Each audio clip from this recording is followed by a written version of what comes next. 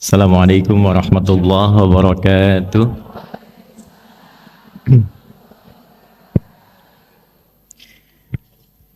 Alhamdulillahilladzi jama'ana al-mu'minina wal-mu'minat muhsinina wal-muhsinat fi hadzal masjidil ihsan al-mubarak insyaallah.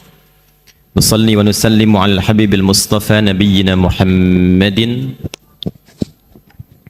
wa ala alihi wa sahbihi wa dhurriyyatihi wa ummatihi ila yaumil mi'ad wa ba'd. Fa ya ahbaballahi wa ahbab rasulih sallallahu alaihi wasallam min al-aba'i wal ummahat usi nafsi wa iyyakum bi taqwallahi faqad fazal muttaqun fala tamutunna illa wa antum muslimun.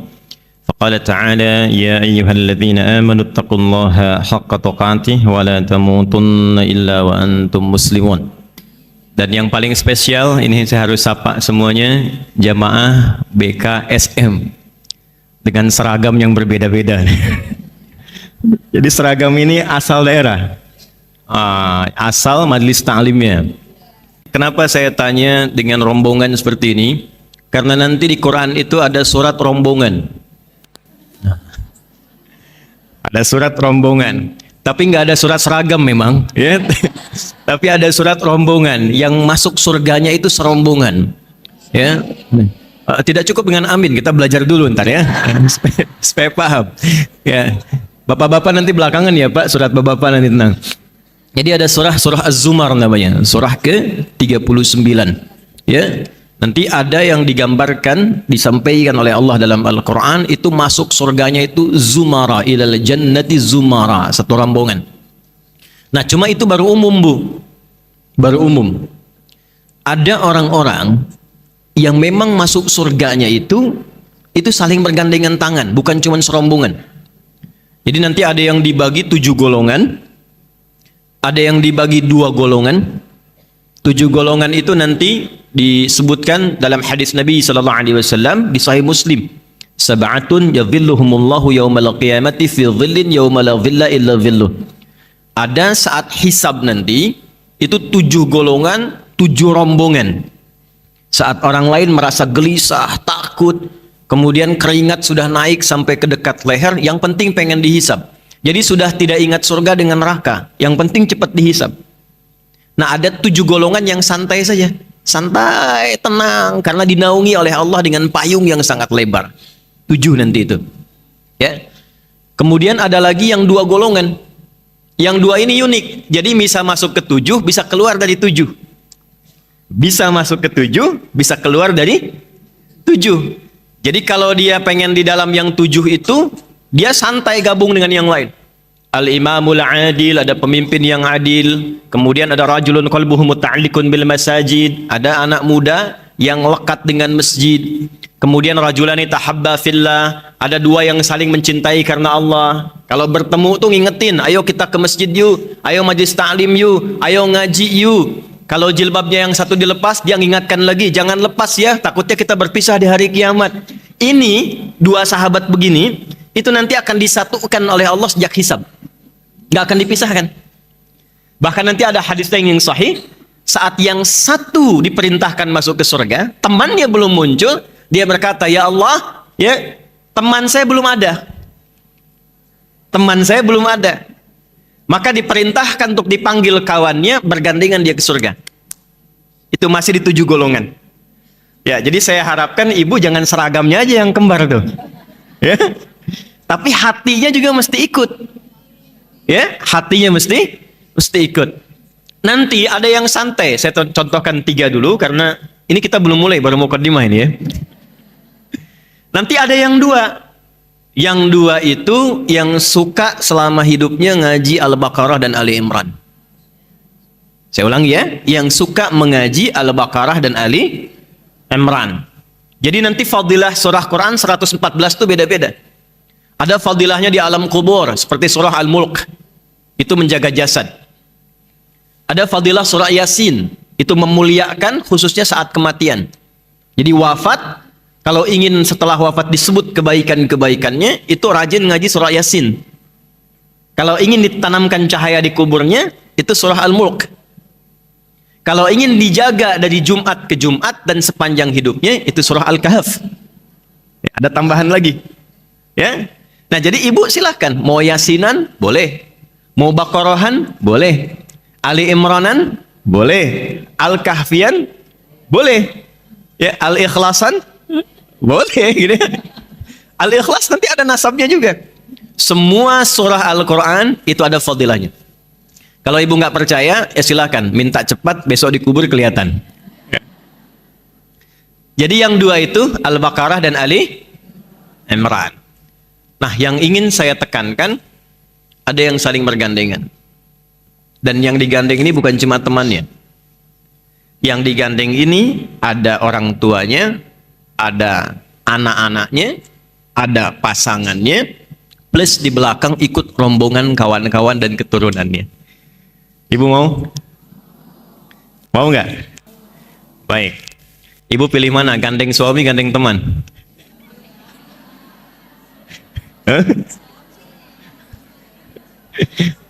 Waduh, mau bilang teman di depan suaminya ada. Bilang suami temannya bingung. Ya, yang ini nggak ada pilihan. Pokoknya semua digandeng. Jadi suami itu pasangan, suami juga gandeng istri, langsung. Nanti ada orang tua, ayah dan ibu, kemudian ada keluarga di belakang, lalu rombongan-rombongan yang lain mengikuti. Itu di Quran surah ke-13, Ar-Ra'du, ayat 23 sampai 24. Saya ulangi, Quran surah ke-13, Ar-Ra'du, ayat 23 sampai 24. Kita belum mulai ya, Bu? Ini baru muqaddimah ya. Makanya saya agak cepat sedikit. Perhatikan baik-baik. Surga, saya ulangi, surga. Siapa yang pengen ke surga? Siapa yang pengen surga Firdaus? Yang sesurga bersama istri-istri Nabi? Saya. Siapa yang merasa amalnya sudah cukup banyak?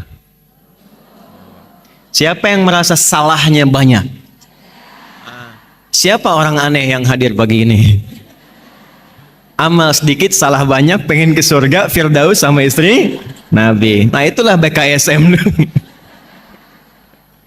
Lalu kita ambil rumusnya. Yuk, pelan-pelan.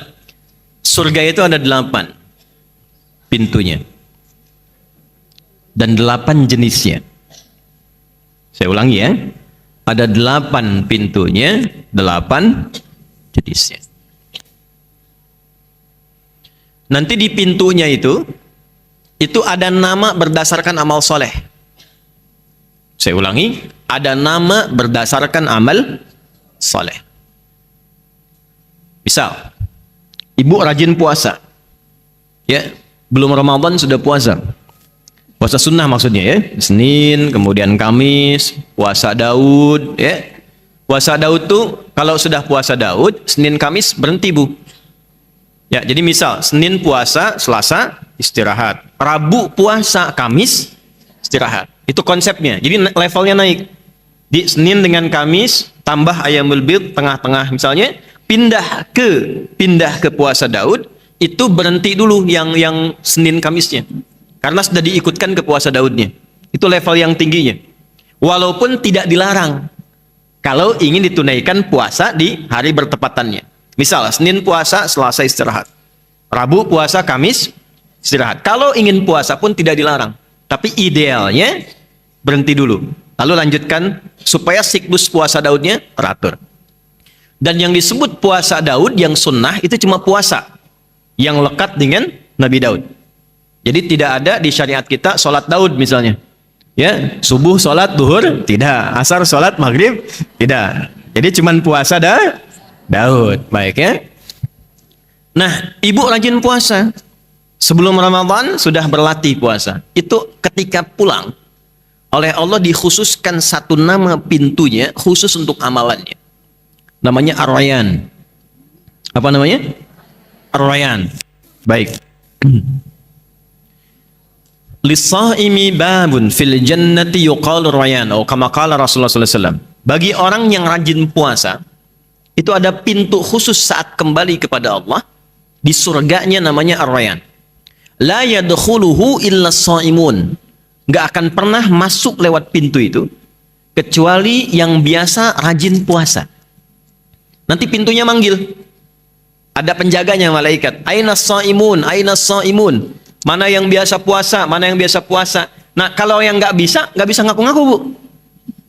Kan mulutnya dikunci, nggak bisa saya gitu, nggak. Itu amalnya langsung yang terbiasa membentuk keadaan tubuh, amal itu yang membawa tubuh dia bangkit. Karena mulut dikunci. Yo yang ngaji Yasin, al-yauma nakhtimu ala afwahim atau kallimuna wa tashhadu. Nah, mulutnya nggak bisa jawab. Badan yang biasa beramal itu langsung bangkit masuk. Fa idza dakhaluhu ughliqa. Kalau sudah masuk tutup rapat. Nanti ada pintu namanya pintu tahajud, babut tahajud. Gak akan masuk lewat situ kecuali yang rajin tahajud. Ada pintu namanya babus sedekah. Pintu sedekah. Gak masuk lewat situ kecuali yang rajin sedekah. Nanti ini jumlahnya ada 8, berurutlah dari 8 amal soleh ini, 8 nama pintu surga berdasarkan keterangan Nabi sallallahu alaihi wasallam. Tertingginya nanti disebut dengan Firdaus, tengah-tengahnya yang indah disebut dengan Aden. Jadi surga itu nanti ada Darussalam, Jannatun Naim, tengah-tengahnya ada surga Aden, itu tamannya yang paling indah. Tertingginya surga Firdaus. Nah, ada orang yang serombongan tadi, kembali ke awal, itu diperintahkan oleh Allah masuknya lewat tamannya dulu yang tengah-tengah. Sehingga kelihatan semua keindahan surganya. Lalu diminta dia naik masuk lewat surga itu, mengelilingi semua surga. Ke setiap pintu surga. Dan dahsyatnya diperintahkan malaikat semua untuk berbaris di setiap pintu surga, memberikan selamat kepada golongan ini karena berhasil menunaikan amal saat di dunia dan mendapati kenikmatan yang tadi diberikan. Itulah di Quran surah ke-13 ayat 23 sampai 24. Yuk kita baca. Jannatu adni yadkhulunaha. Ada ayatnya? Baik. Ada satu rombongan di antara hamba Allah yang masuk surga lewat surga Aden. Keindahan tamannya. Pelan-pelan ya. Nanti saya berikan rahasianya. Dari di antara kita saja ya. Kenapa harus dibalas dengan taman yang indah dulu? Ada sekelompok manusia, hamba Allah, itu lelahnya, capeknya, pengorbanannya, pikirannya, tenaganya saat dia di dunia itu dibalas oleh Allah, dihilangkan semua, masuk lewat yang paling indah dulu, lihat taman. Ibu kalau sedang capek, lelah dengan suami, dengan keluarga, akhir pekan biasanya kemana? Rekreasi kan? Ya kan? Rekreasi itu untuk apa? Melepas penat, melepas lelah. Terkadang kan ada yang olahraga ke taman, jalan dan sebagainya. Itu prinsipnya. Jadi ada orang yang penat, capek, lelah saat di dunia karena punya amal saleh dan dia berusaha untuk mendapat ridha Allah, cari bekal untuk pulang. Itu ketika pulang dihilangkan oleh Allah semua penat, lelahnya, baru lihat saja sudah lupa dengan semua capeknya. Saking indahnya. Ya, makanya disebutnya Aden. Dan sering diambil jadi nama-nama kekinian. Ya, ada yang namanya Aden, Eden, kan? Eden Hazard ya, pemain bola itu kan, yang Chelsea kalau nggak salah pindah ya, sekarang di Arab itu. Saya nggak pernah nonton Bu, tapi saya hafal. Ya. Masuk lewat situ, perhatikan kalimatnya. Wa man salaha min abaihim. Tapi Allah tidak menghendaki dia masuk sendirian. Gandeng ayah ibumu yang saleh. Pelan-pelan ya. Wa azwajihim, gandeng pasanganmu yang saat di dunia itu kompak menyiapkan itu. Ini poinnya. Wa dzurriyyatihim, dan keluarga keturunan besar mereka di belakang. Ikut semua. Plus dzurriyyah itu bisa diartikan keturunan sampai dengan ke bawah, bisa nanti cabangnya yang teman-teman kumpul tadi itu. Belum selesai. Wal malaikatu yadkhuluna 'alaihim min kulli bab, dan diperintahkan malaikat itu berbaris di setiap pintu surga menyambut rombongan parade ini masuk. Lalu mereka mengatakan, "Salamun 'alaikum bima sabartum." Selamat tidak semua bisa masuk lewat sini, dan tidak semua hamba Allah bisa melalui jalur ini yang disambut semua malaikat. Karena Anda bisa masuk sini, sabar saat beramal soleh di dunia. Fani'ma uqbad dar, sekarang nggak ada lelah lagi, nggak ada capek lagi, silahkan nikmati satu tempat yang tidak pernah dijamah oleh makhluk manapun.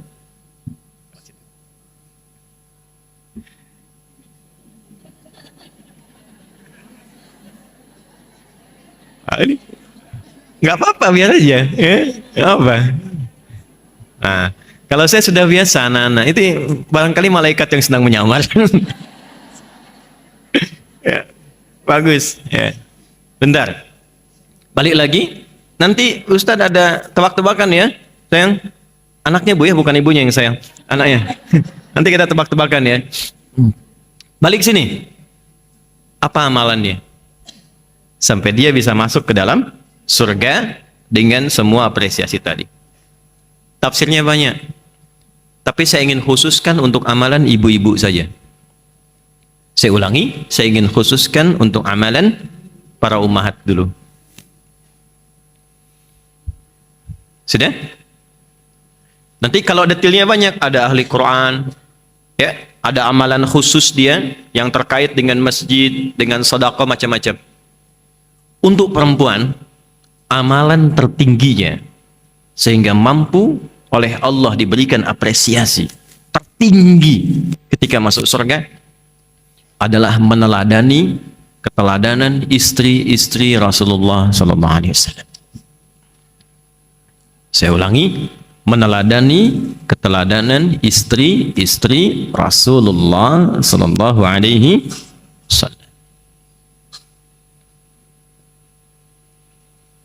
Nah, jadi saat tema ini dituliskan dan disebarkan, bukan sekedar mengajak ibu untuk belajar, tapi visi besarnya diharapkan ini bisa menjadi kurikulum yang setelah pengajian ini diikuti, diteladani, dengan harapan saat pulang kita mendapatkan apa yang Allah janjikan lewat Quran tadi.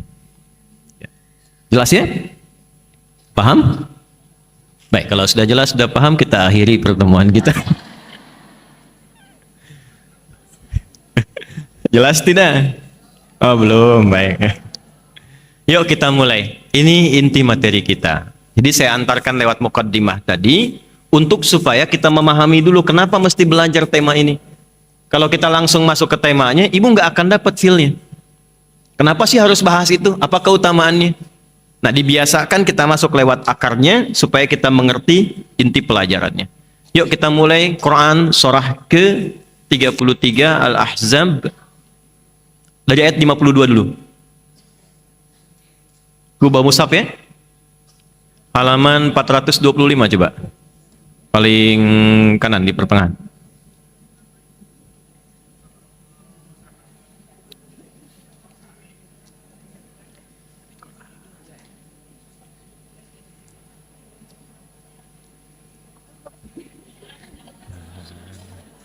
Oh ya, apa? Oh jangan sibuk sini aja. Udah, anak ibu di tempat aja, cukup satu aja ya. Udah. Sudah? Ada? Ayat 52 sudah? Halaman 425. Oke. Baik, yuk lihat baik-baik. La yahillul lakan nisa'u min ba'du. Ada ayatnya? Baik. La yahillu lakan nisa' min ba'd. Sampai situ dulu pelan-pelan. Ibu dan juga teman-teman ikhwan yang mungkin bergabung, para ayah yang ada di luar dan di depan. Nabi itu oleh Allah dari sejak sebelum kelahiran, kemudian lahir, tumbuh berkembang, sampai berumah tangga, sampai meninggal, itu semuanya oleh Allah sudah diberkahi perjalanan hidupnya. Dan dijadikan role model semuanya. Satu-satunya manusia yang sebelum lahir, berkehidupan sampai wafat, yang dijadikan semua perjalanannya itu teladan, itu cuma Rasulullah. Nabi Muhammad sallallahu alaihi wasallam. Karena itu, oleh Quran ditetapkan dengan nama uswah. Itu nanti kalau kita mundur sedikit, Quran surah 33 ayat 21, kita temukan laqad kana lakum fi rasulillahi uswatun hasanah. Sungguh dengan keagunganku, kata Allah, aku tetapkan semua yang melekat pada Rasulullah. Ingat semuanya ya, termasuk namanya. Makanya nanti namanya itu kenapa semuanya nama sifat, bukan nama zat. Nama zat itu begini, saya Adi. Ya, ini Ustadz Teguh nih. Itu zat, bukan sifat. Zat itu untuk membedakan mana Adi, mana Ustadz Teguh. Adi, saya yang nengok. Ustadz Teguh, beliau yang nengok. Itu zat. Tapi kalau jujur, sabar, rendah hati, itu sifat. Nah, zat itu bisa meninggal. Bisa wafat, tapi sifat tidak. Misal. Asep misalnya. Ada nggak Pak Asep ya? Oh ada. Oh ganti. Jangan Asep lah. Jangan Asep. Ini pasti nggak ada nih. Suneo. Pasti nggak ada nih. Nggak ada kan? Nah. Suneo meninggal. Dah selesai. Bisa hilang. Tapi Suneo jujur. Jujurnya hilang tidak? Orangnya boleh meninggal. Tapi sifatnya tidak. Nah, semua nabi selain Nabi Muhammad SAW itu rata-rata nama zat, bukan sifat. Adam, Nuh, Musa sampai ke Isa itu rata-rata nama zat. Nama yang melekatkan identitas. Kenapa disebut Nabi Adam nanti? Kenapa Nabi Nuh? Untuk membedakan ini Adam asalnya dari tanah, ini Nuh alaihissalam. Semua nama zat. Cuma Nabi Muhammad SAW yang semua namanya sifat. Kata Nabi, ana al-mahi, ana al-kafi, ana Muhammad, ana Ahmad. Itu semua nama sifat. Sifat. Semua akumulasi sifat kebaikan melekat di nama itu. Terkait dengan sifat kebaikan sosial namanya Muhammad, 4 kali disebutkan di Quran. Quran surah 3 ayat 144, Quran surah 33 ayat 40, Quran surah 47 ayat 2, dan Quran surah 48 ayat ke-29. Bukan ini direkam, nanti Ibu tinggal lihat lagi ya. Kan waktunya terbatas gitu. Sampai jam berapa kita? 12, baik. Ya, ya nggak apa-apa, boleh. Saya setengah 10 pulang, Ibu silakan sampai jam 12. Ya.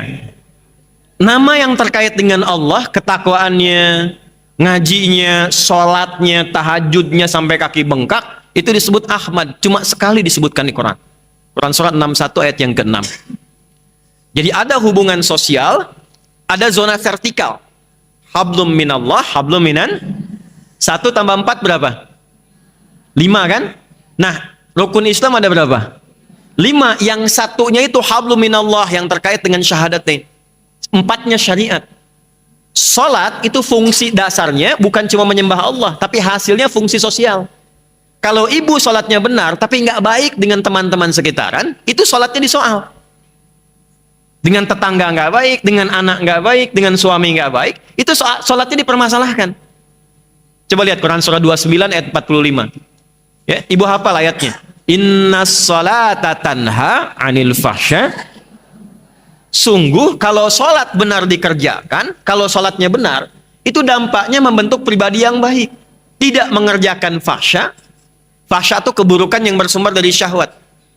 Maaf, LGBT, porno aksi, pornografi, kata-kata jorok, zina, tampilan-tampilan bersyahwat, itu fahsya. Mungkar, keburukan yang diingkari oleh hati. Mencuri, menipu, bikin hoax, gosip. Tuh. Itu mungkar. Jadi tidak mungkin ada orang menunaikan sholat melakukan perbuatan mungkar. Itu dampaknya sosial.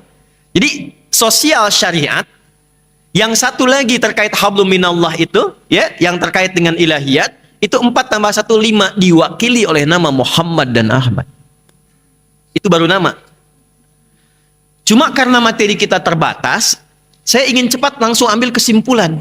Dari namanya, dari lahirnya, sampai semua yang terkait dengan beliau, itu jadi teladan.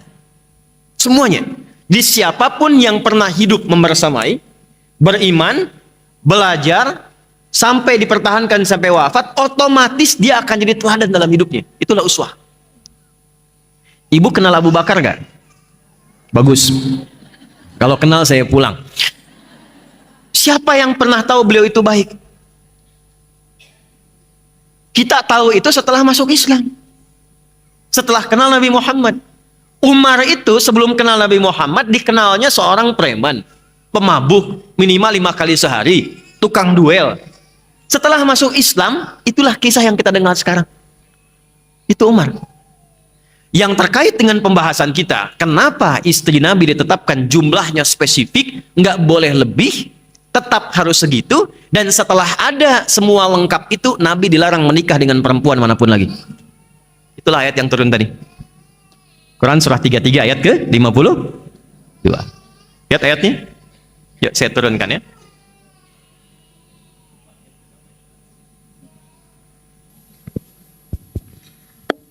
Bismillah. Quran surah 33 ayat 52.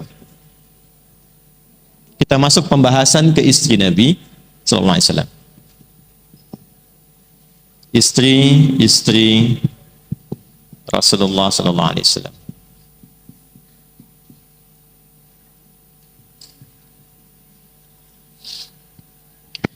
Saya mohon izin saya pelankan penyampaiannya karena kita sudah masuk ke intinya supaya lebih gampang dipahami. Termasuk bagian dari uswah, keteladanan yang menular. Jadi beda antara kudwah dengan uswah, itu lain. Kalau kudwah sosoknya teladan, jelas sosoknya teladan, tapi belum tentu keteladanannya bisa menular kepada yang lain. Kalau uswah teladan dan keteladanannya itu bisa menular kepada yang lain.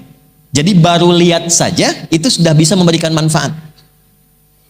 Lihat Rasulullah nih ya, walaupun kita tidak pernah membersamai, nggak pernah jumpa, lihat di mimpi aja ketemu Nabi, itu pasti merubah kehidupan ibu. Lain itu. Apalagi yang hidup sezaman dengan beliau, apalagi yang bergaul.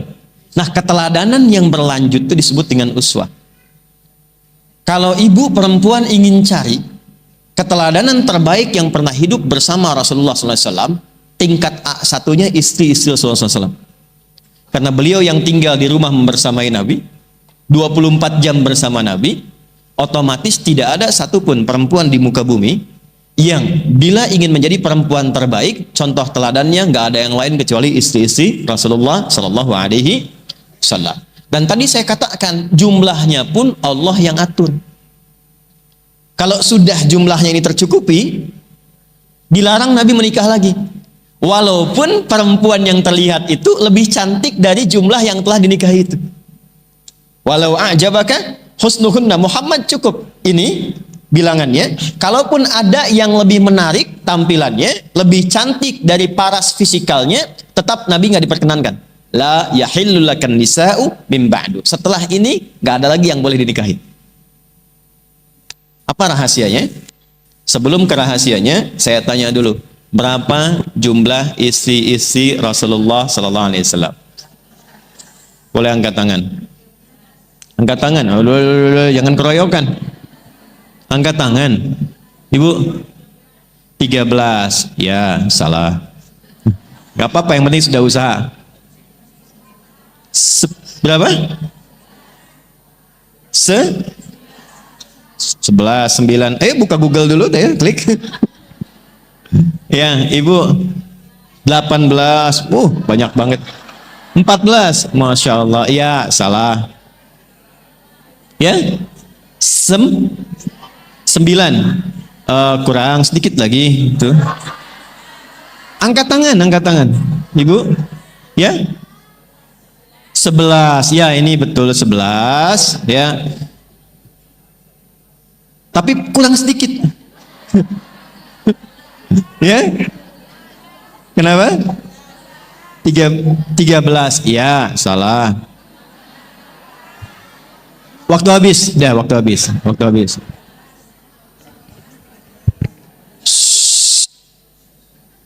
11 plus 1.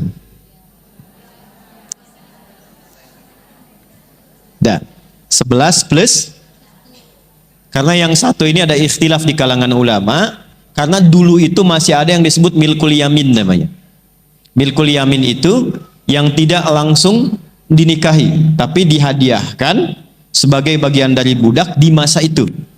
Ya, nah Islam datang untuk membebaskan perbudakan, di antaranya dinikahi atau dijadikan pasangan. Jadi kalau sudah masuk jadi pasangan, itu nanti anaknya merdeka. Ya, jadi Islam itu datang membebaskan perbudakan. Nabi itu dihadiahi oleh seorang raja namanya Kaukas, seorang perempuan untuk jadi asisten bantu Nabi, namanya Maryah Al-Qibtiyah dari Mesir. Dari Maryah inilah lahir seorang anak bernama Ibrahim, yang kemudian meninggal dunia dalam suasana sedang apa? Khusuf. Khusuf itu gerhana.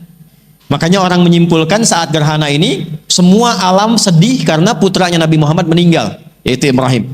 Maka turunlah syariat salat khusuf, salat gerhana untuk menjelaskan bukan karena meninggalnya ini, tapi ini fenomena alam yang menunjukkan hikmah dari Allah.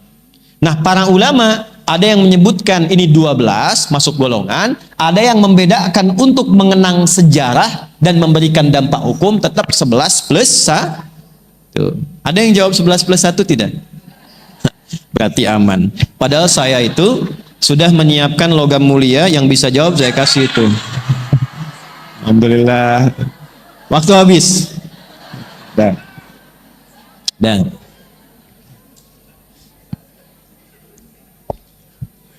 maaf ya Pak. Nah, lihat sini. Jadi jumlahnya berapa?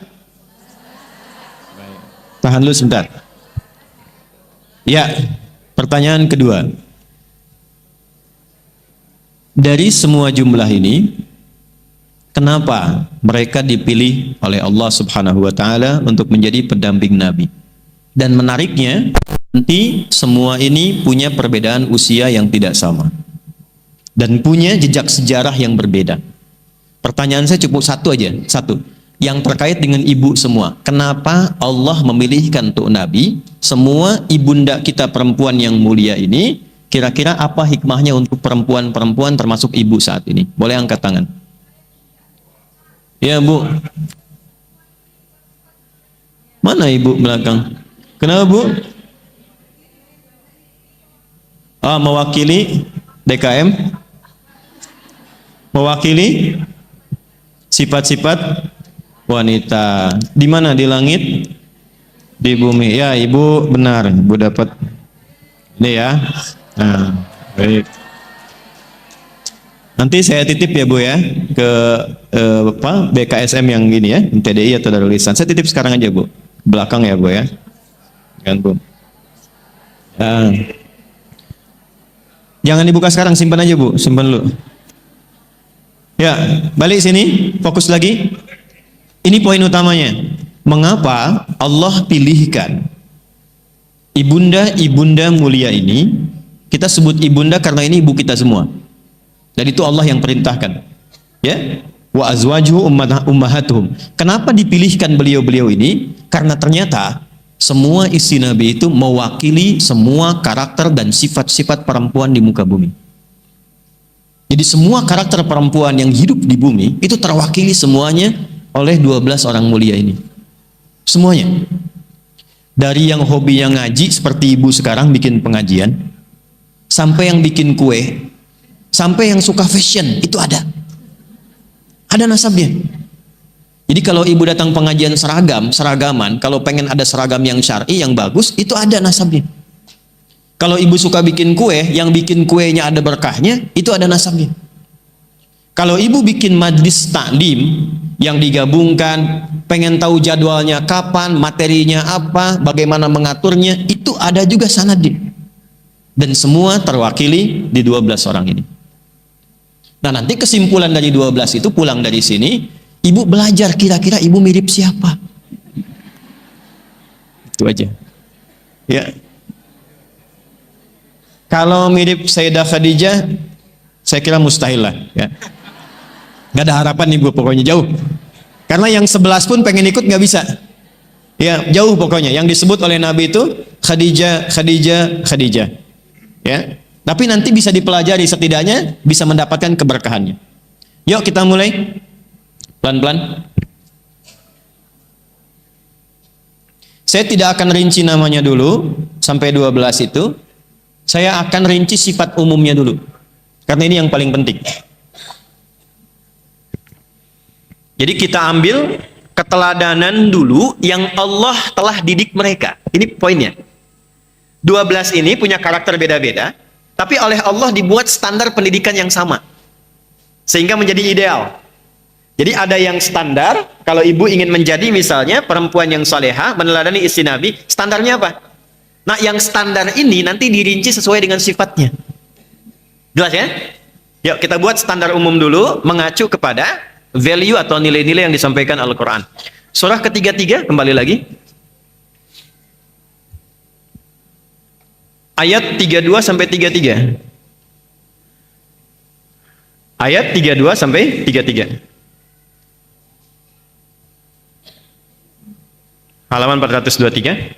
Ada? 422, 423. Al-Ahzab ayat 32 sampai 33. Tadi ibu baca yang ngaji Quran, saya sayup-sayup dengar. Sudah? Bismillahirrahmanirrahim. Ya nisa'an nabi lastunna ka ahadim minan nisa'i inittaqaitunna. Ada? Oke. Jadi standar satu dulu ya. Ya nisa'an nabi, wahai istri-istrinya Nabi. Saya ulang ya, wahai istri-istrinya Nabi. Lastunna ka ahadim minan nisa'. Kalian tidak sama dengan satu pun perempuan di bumi. Baik. Kalian tidak sama dengan satu pun perempuan di bumi. Artinya istimewa. Tahan sampai sini, Bu. Tahan dulu sebentar. Yang dimaksud tidak sama dengan satu pun manusia di bumi, itu ada dua makna. Ada yang khusus untuk istri Nabi saja. Maksudnya, kalian istri Nabi, yang lain bukan. Dan mereka itu menjadi istri Nabi di dunia dan menjadi istri Nabi di akhirat. Dunia akhirat. Jadi di dunia mendampingi Nabi, di akhirat bersama Rasulullah sallallahu alaihi wasallam. Itu kekhususan yang untuk mereka saja. Ya, ibunda kita. Tapi yang kedua, itu membawa namanya value, nilainya. Mereka ditetapkan istimewa karena oleh Allah diberikan standar pendidikan. Maksudnya kalau kita putra-putrinya, anak-anaknya, ibu yang perempuan-perempuan, ingin masuk dalam golongan yang istimewa itu, ikut standar ini. Walaupun levelnya nggak sama dengan istri Nabi. Tapi minimal naik level jadi istimewa. Bahasa bebasnya begini, wahai putri-putrinya, istri-istri Nabi, ibu nih. Kan di Quran disebutkan istri-istri Nabi itu ummahatul mukminin, ibunda kita semua. Kalau ingin meniru ibunda, jadi istimewa yang nggak sama dengan umumnya perempuan. Ikut ini. Jadi kalau ibu ikuti ini, diteladani ini, status ibu naik di hadapan Allah dibedakan dengan perempuan pada umumnya.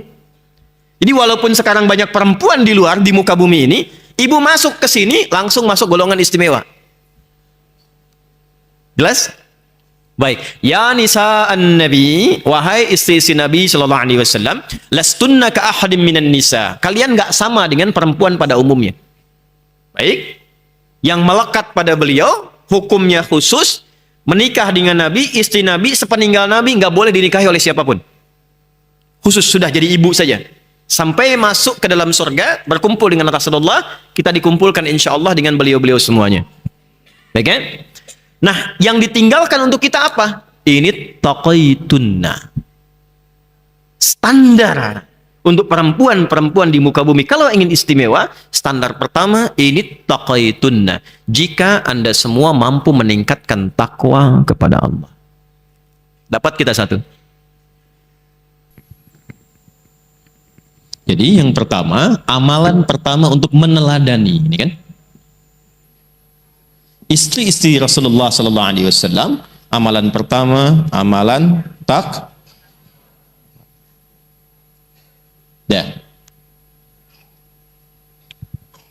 Sudah? Satu dulu sebelum masuk ke ayat 33, satu dulu. Ibu sekalian, takwa itu di Quran setidaknya disebutkan semua derivasinya, baik itu takwa, yattaqun, tattaqun, muttaqin, itu sebanyak 240 kali.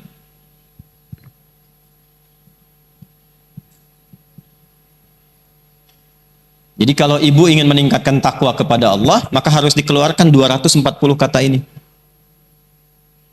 Jelas? Jelas? Ya, kalau sudah jelas, sudah. 240 ini dibagi 3.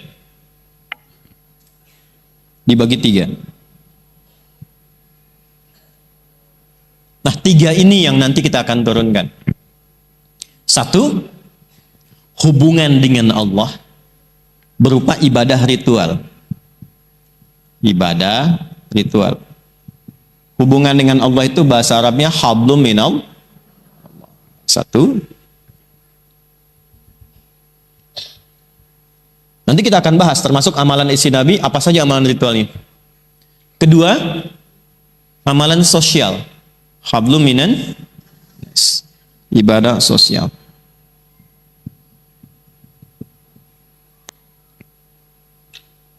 Ketiga, ini yang paling penting.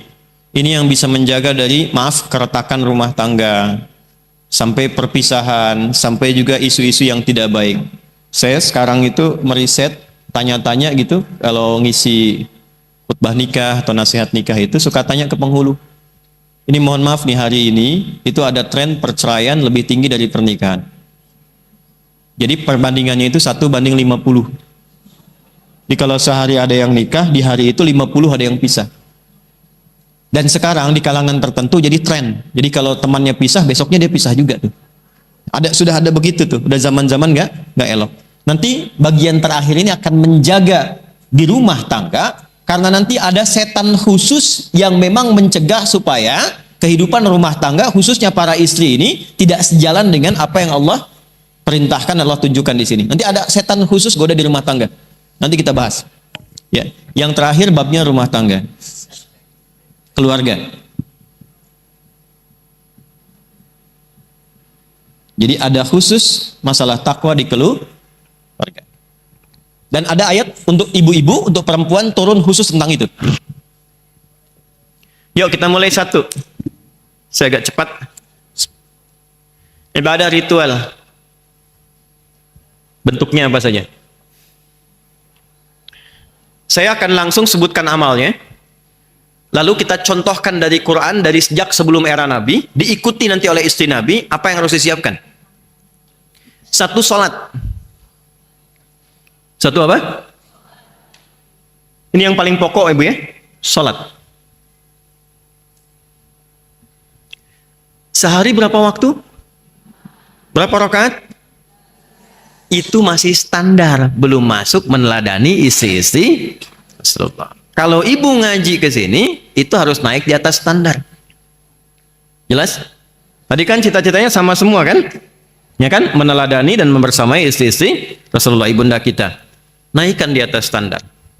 Tambah dulu 1. Tahajud. Tahajud. Oke. Tolong nanti BKSM, MTDI bikin ini ya, bikin grup ya. Ini masuk database semuanya, bikin grup yang bisa masuk. Nanti ketua BKSM-nya misalnya bikin 1 tim ad hoc kecil mempraktekkan materi kita hari ini. Materi pertama tahajud, jam sekian sepakati, langsung miss call aja. Dan miss call-nya harus khairiyarah. Karena miss call dibagi 2. Wa may ya'mal mithqala dzarratin khairiyarah, wa may ya'mal mithqala dzarratin syarrai. Syariyarah itu yang nggak ada pulsa, yang sengaja miss call pengen ditelepon balik. Balik sini. Jadi saya kalau bercanda sama teman-teman ahli Quran tuh, terutama yang Mesir itu suka pakai Quran. Kadang-kadang, tapi bercandanya bercanda positif. Ya, lagi makan bakso aja dia bisa jawab tuh, orang Mesir kesini makan bakso. Ya, baksuhum bainahum syadid gitu. Ini sambalnya pedas bener ini. Baik, balik sini. Salat. Yang pertama salat apa? Tahan.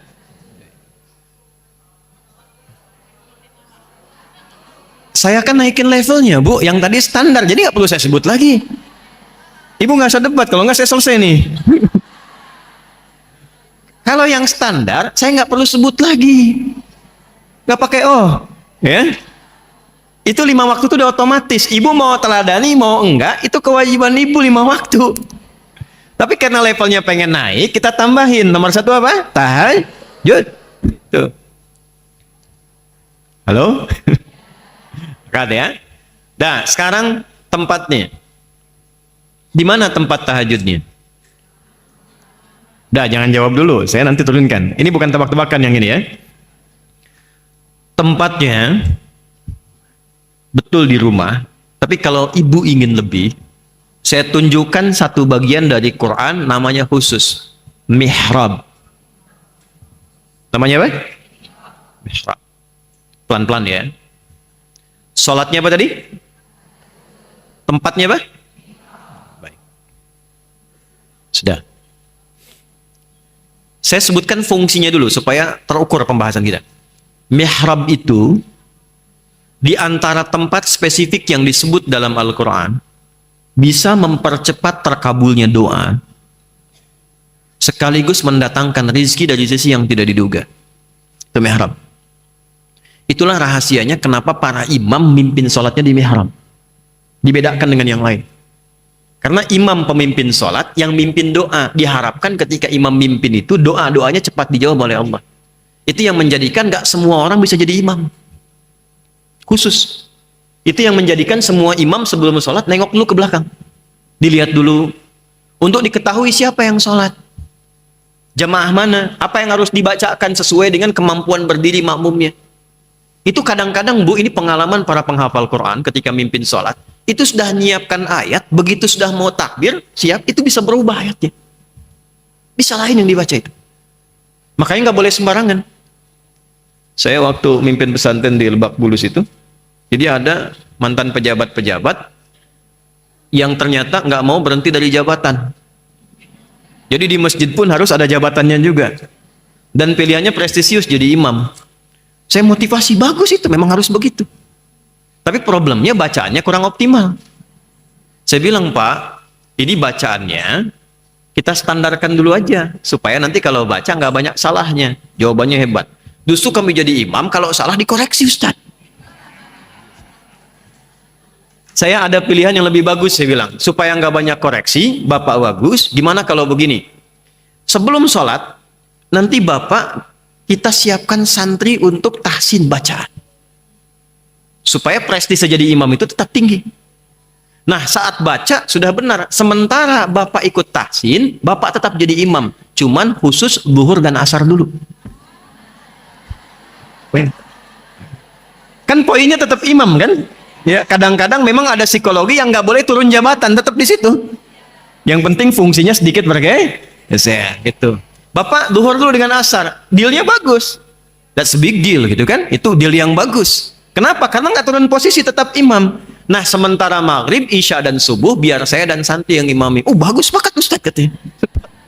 Begitu udah dengar yang santri, besoknya udah bagus, maghrib kita minta, Pak silahkan Bapak udah bagus. Gak usah, santri aja katanya. Masuk tuh. Nah, itu mihrab. Balik ke ibu, balik. Quran surah ketiga ayat 37. Ini dalilnya.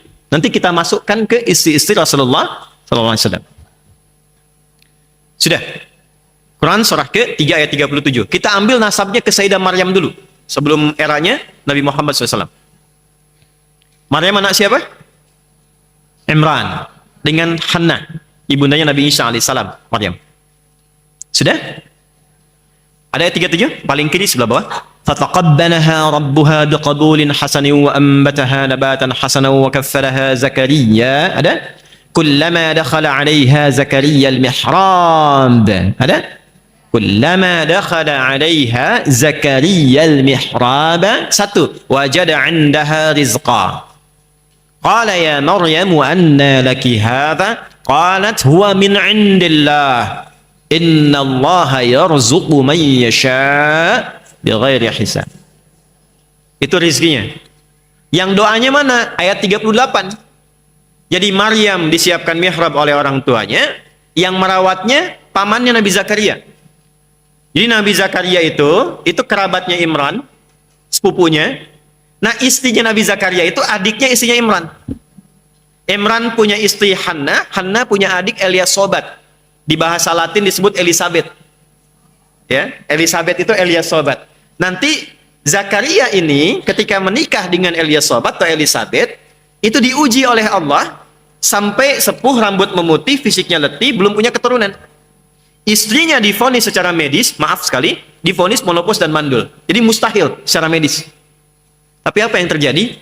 Nabi Zakaria itu numpang doa, numpang sholat, berdoa di mihrabnya Maryam. Di ayat 38 itu. Nanti jawabannya 39. Hunalika da'a Zakaria rabbah. Qala rabbi habli min ladunka dzurriyyatan thayyibah. Innaka sami'ud du'a. Rizkinya ayat 37, doanya 38. Bahasa kitanya begini, ya Allah, semua mengatakan saya nggak mungkin punya keturunan. Tolong catat ini ya. Kalau ada manusia sudah mengatakan, Bu ini mustahil, ini nggak bisa. Ini susah obatnya nggak bisa nih, nggak mungkin sembuh nih, ini nggak akan terjadi begini. Itu tanda langsung dari Allah, supaya ibu langsung meminta kepada Allah, abaikan manusia, karena Allah ingin mengabulkan langsung tanpa perantara siapapun. Karena itu yang dipilih oleh Nabi Zakaria, nama Allah Al-Wahhab. Wahhab itu yang memberi tanpa batas. Karena manusia menyimpulkan ada batasan, maka minta dengan nama Allah yang tanpa batas. Bahasa kitanya, ya Allah, mereka mengatakan istriku terbatas. Aku terbatas. Maka aku meminta kepadamu yang tidak punya batas dalam pemberian. Anugerahkan keturunan darimu ya Allah. Yang engkau tetapkan. Engkau pasti mendengar doa hamba. Dipanjatkannya di mana? Hunalika, di mihrabnya Maryam. Tahu apa yang terjadi? Lihat 39, ayat 39-nya. Fanadathul malaikatu wa huwa qa'imun yusalli fil mihrab. Ada mihrabnya. Annallaha yubashshiruka biya. Ya. Itu begitu doanya selesai, nih Bu keutamaan mihrab ya. Doanya selesai, salatnya belum selesai. Jadi masih berdiri.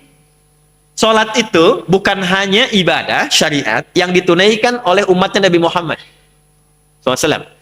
Semua nabi yang pernah berdinas di bumi itu semua sholat. Cuma yang paling sempurna cara kita sekarang. Yahudi sholat, cuma mereka nggak ada sujudnya, cuma berdiri sama ruku begini-begini. Ya kadang ke masjid karena bagi mereka itu Tuhannya sama. Cuma mereka tidak mengakui Nabi Muhammad SAW sebagai nabi. Itu poinnya.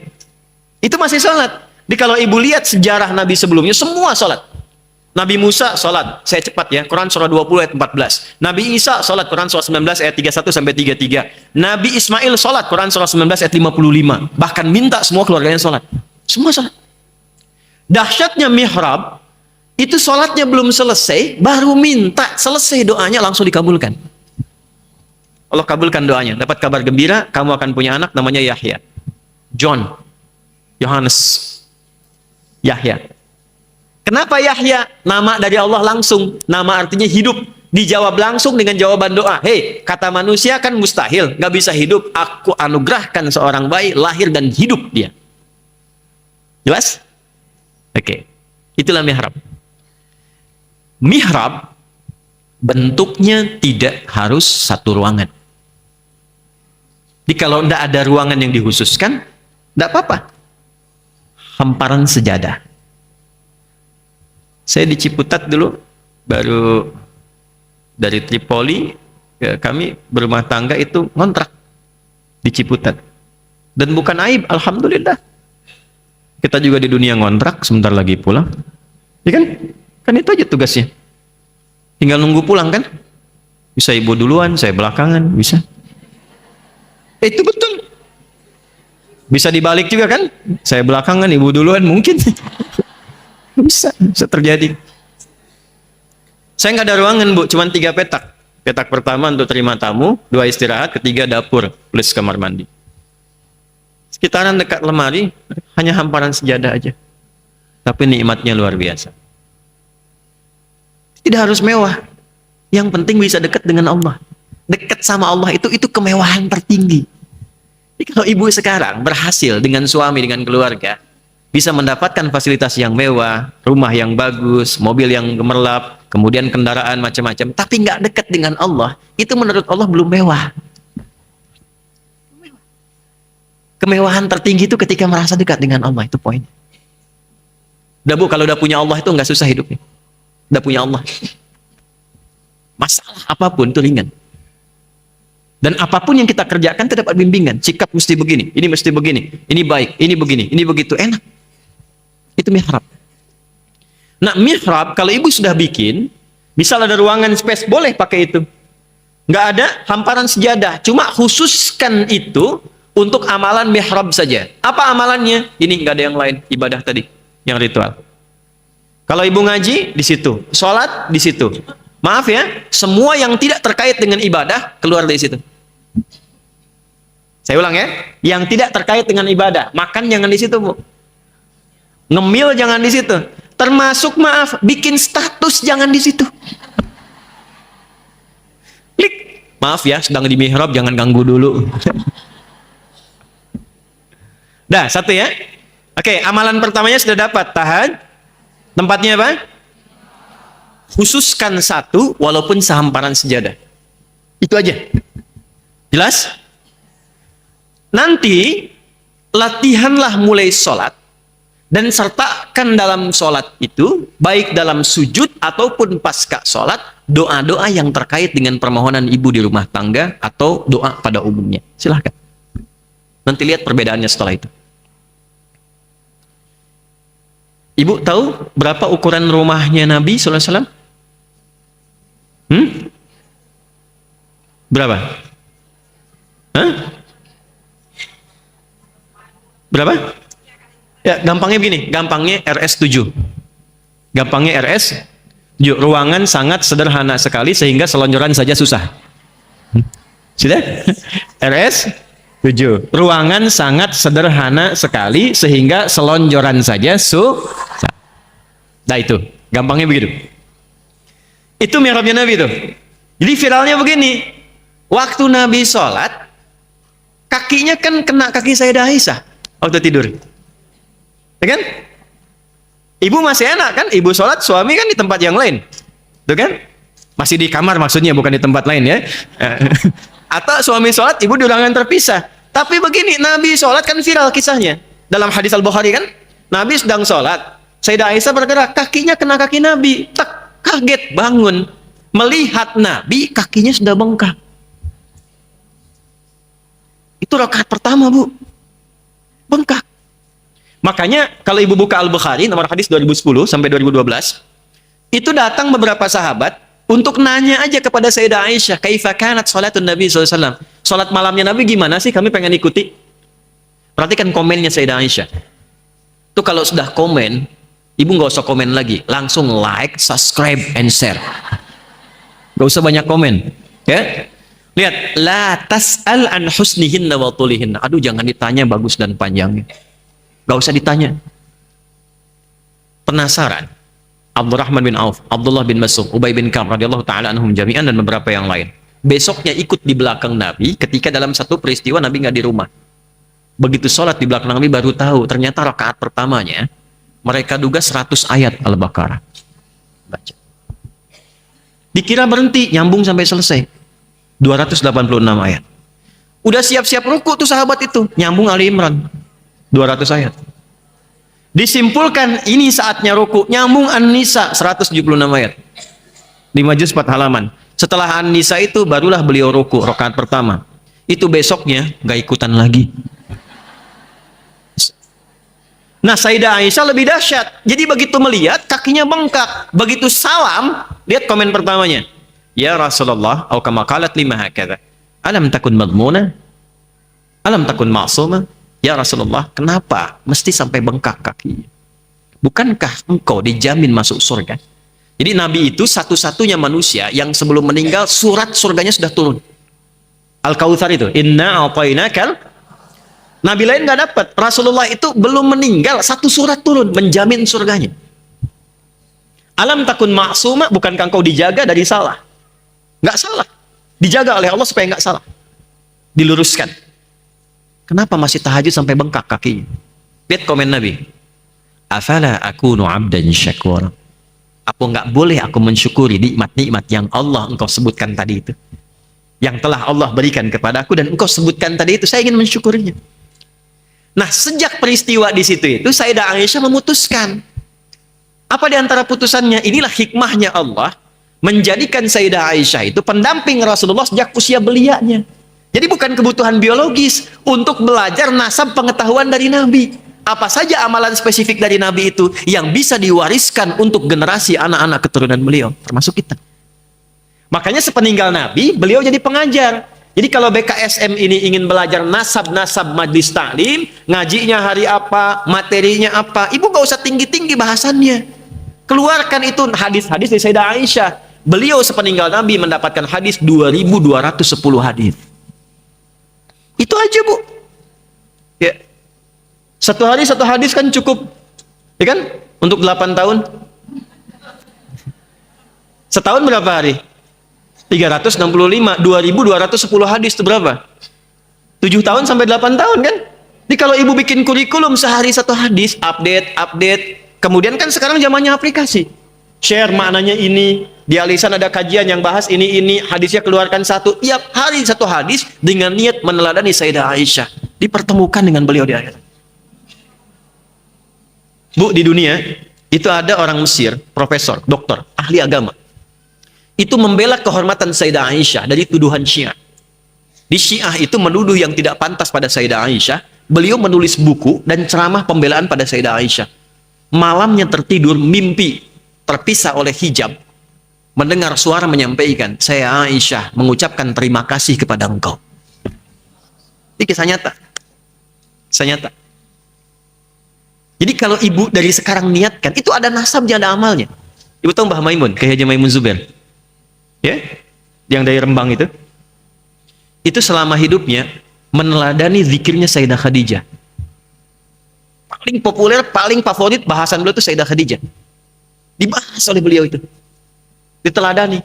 Dan memohon kepada Allah tuh kebaikan-kebaikan luar biasa. Pengen wafatnya di Mekah, ya, di tempat di samping yang sosok yang diteladani dicintainya. Itu meninggalnya di Mekah sudah penuh. Kuburan Ma'la itu penuh. Nggak ada lagi yang bisa masuk. Tapi izin Allah bisa dikuburkan di situ, dekat dengan makamnya Sayyidah Khadijah. Saya sudah ziarah ke sana, sudah tahu ini Sayyidah Khadijah, ini Mbah Mun, ini ada Pak Kiai Yahya, ya, Mukhlis Yahya dan seterusnya. Itu orang-orang luar biasa. Termasuk Syekh Nawawi Al-Bantani ada di situ. Syekh Nawawi Al-Bantani. Balik lagi.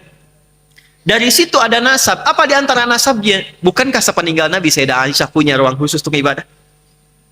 Dan di situ pula beliau buka majlis taklimnya. Ya, ditutup lewat hijab. Jadi kalau sahabat pengen mendapatkan hadis, datang ke tempat namanya Sofwa. Nanti satu saat kalau ibu umrah atau haji, ya mungkin nanti ada ruangan raudhah, tahu ya Bu ya? Dari raudhah itu dari kamar sampai ke mimbar. Itu kan depan kamar itu menghadap ke sini, itu ada ruangan gundakan kan di atas. Nah, itu tempatnya Sayyidina Ali bin Abi Thalib, sampingnya ada tempat mushaf. Itu namanya suffah. Suffah itu golongan orang-orang yang sengaja belajar kepada Nabi, sepeninggal Nabi belajar kepada istri Nabi SAW.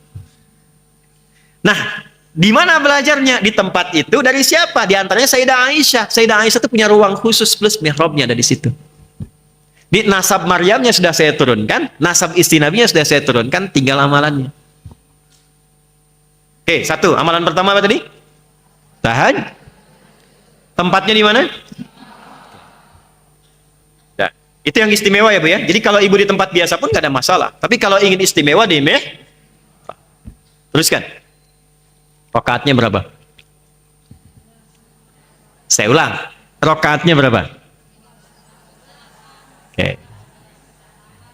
Ya, 8, 11 ini bebas ya. Sudah, fokus. Dalilnya apa?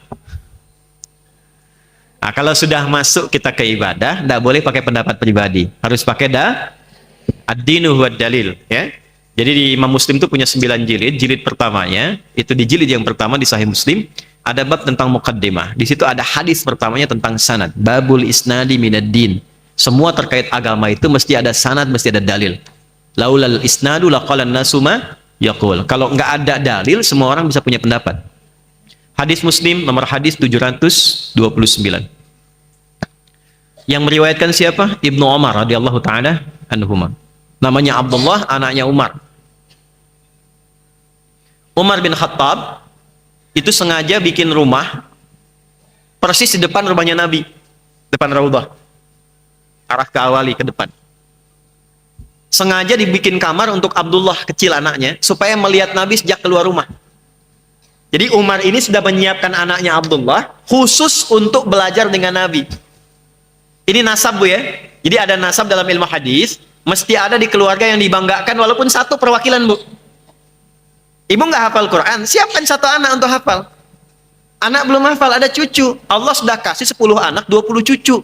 Kalau dengan demikian belum ada juga satu yang dibanggakan, berapa lagi yang harus Allah berikan? Siapkan. Jadi nanti di akhirat itu ada yang dibanggakan. Siapa yang dibanggakannya nanti? Yang mau ngasih mahkota siapa? Satu siapkan. Ahli matematika bagus, yang arsitek bagus. Tapi usahakan satu ada yang jadi kebanggaan saat pulang. Itu poinnya. Nah, Umar nyiapkan anaknya Abdullah. Abbas nyiapkan anaknya Abdullah. Amr bin As nyiapkan anaknya Abdullah. Malikah nyiapkan anaknya namanya Anas. Abdullah disiapkan rumah depan rumah Nabi, kamarnya disiapkan supaya lihat Nabi dari sejak keluar rumah, gimana jalannya, gimana kemudian ke majlis taklimnya. Sehingga setelah Nabi meninggal, beliau meriwayatkan hadis sebanyak kurang lebih 2.800 hadis. Di antara hadisnya, ini yang mau saya sampaikan. Salatul laili masna masna. Kata Nabi, kalau ingin memulai tahajud, ada kelasnya. Ada kelasnya. Pertama kelas pemula. Ya. Tapi bangga pemula juga tahajud. Kelas pemula itu jangan dipaksakan dulu ngambil 11, ngambil 23, ngambil 40, terlalu banyak. Ini dari Nabi bukan dari saya. Mulailah dengan 2 rakaat dulu. Berapa? Jadi kalau ibu baru pertama tahajud, jangan dipaksakan 11.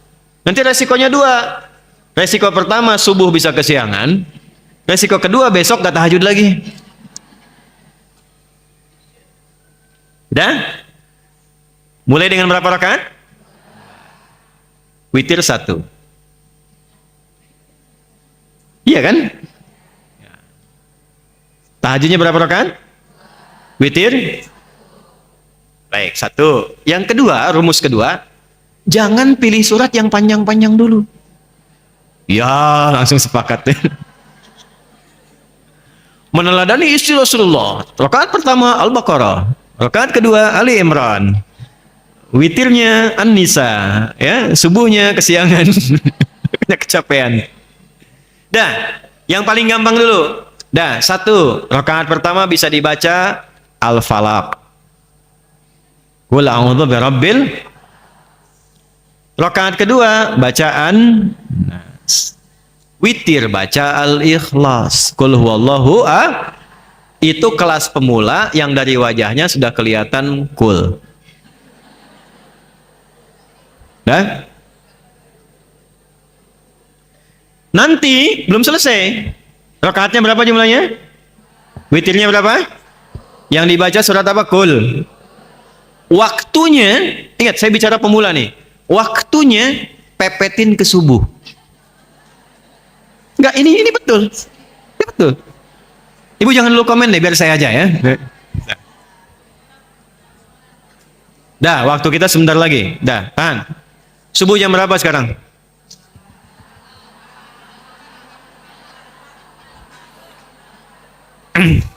Jam berapa waktu subuh sekarang? Saya cuma nunjukin, bukan saya jawab. 4. Hah? 41, 40, 42. Terjadi perbedaan pendapat di kalangan ibu-ibu. Ini menunjukkan Anda tidak berasal di tempat yang sama. Oke. Sudah, ambil pertengahan lah. Ambil, ini kan 440, 442. Ambil 441 misalnya. Sudah, sebentar. Bangun jam 4:04.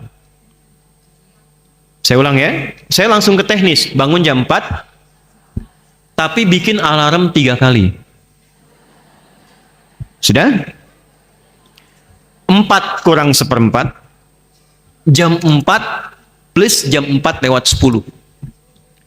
4 kurang 1/4 alarm bunyi untuk dimatikan. Persiapan alarm kedua.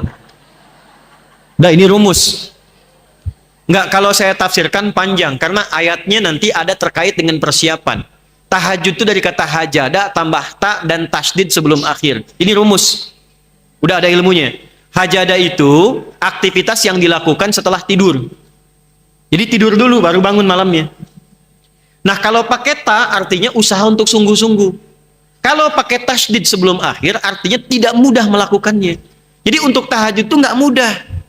Ibu nggak percaya silahkan. Ibu pengen bangun jam 3, belum tentu bisa bangun. Godaannya nggak mudah. Memang bangun, tapi kan masih begini. Sadar jam 4 kan? Nah, jadi pasang alarm 3 kali, matikan, siap yang kedua, begitu yang ketiga sadar. 4/4 itu kan tidak langsung ibu sholat kan? Nggak ada orang bangun langsung sholat. Apa sunnahnya setelah itu? Saya agak cepat. Saya jawab pakai hadis. Abu Dawud nomor hadis 1367. Dari Abdullah lagi, tapi Ibnu Abbas radhiyallahu taala anhuma. Sedang menginap di rumah bibinya, salah satu istri Nabi sallallahu alaihi wasallam namanya Sayyidah Maimunah. Itu masuk kemudian nginap di situ, tidur ingin lihat kebiasaan Nabi. Kata Ibnu Abbas setelah meninggal dunia Nabi, beliau hafal 2000 hadis, usia masih 13 tahun kurang lebih. Kana an-nabiy sallallahu alaihi wasallam idza istayqadha min naumihi fajalasa wa masaha bi yadihi min athari naumi. Faqara khawatim Ali Imran. Baru baca doa bangun tidur, baru fadhahaba ila shanin mu'allaqa fatawadda. Kalau bangun dari tidur, beliau menghilangkan ngantuknya dulu. Caranya duduk dulu, gini. Nggak langsung beraktivitas. Nanti gunakan tangan yang bersih untuk menghilangkan bekas ngantuk. Jadi jangan baca doa dulu, baca doanya dalam sadar. Bukan saat ngantuk. Jadi baca doa ketika sadar. Saat sadar itulah doa yang dibaca masuk ke hati. Kalau sudah masuk ke hati, tubuh dibimbing untuk mudah bangun.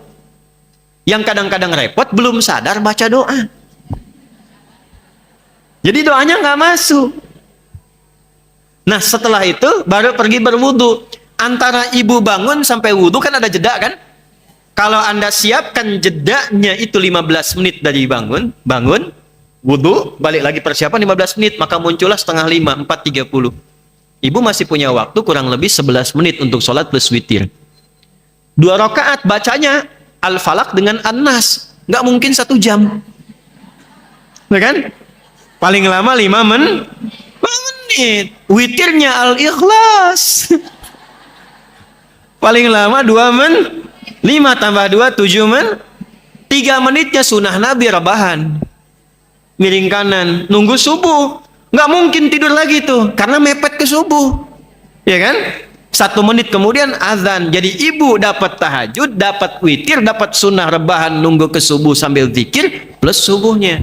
Tapi itu pemula.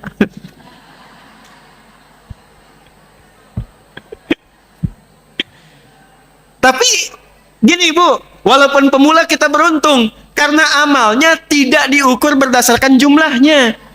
Amalnya standar dari Nabi, dari hadisnya Al-Bukhari nomor hadis pertama dari Umar bin Khattab. Innamal a'malu bin, itulah untungnya kita. Jadi Allah nggak akan lihat surat Al-Falaqnya, lihat surat An-Nasnya. Yang dilihat niat.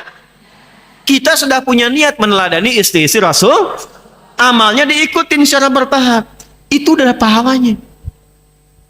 Jelas? Nanti kalau sudah merasa enak, bosan sendiri. Al-Falaq terus, An-Nas terus. Besoknya tambah 4 rakaat. Witirnya tetap sah. Besoknya lagi, bosan lagi. Tambah 6 rakaat. Terus sampai merasakan kenikmatan. Ya kalau sudah nikmat itu nanti sudah beda-beda. Ada yang 11 rakaat. Ada yang pengen dari 23 rakaat. Ada yang sampai 40 rakaat. Sahabat tuh macam-macam, beda-beda. Jelas sampai sini? Nah, tapi poinnya kerjakan di mihrab. Jelas?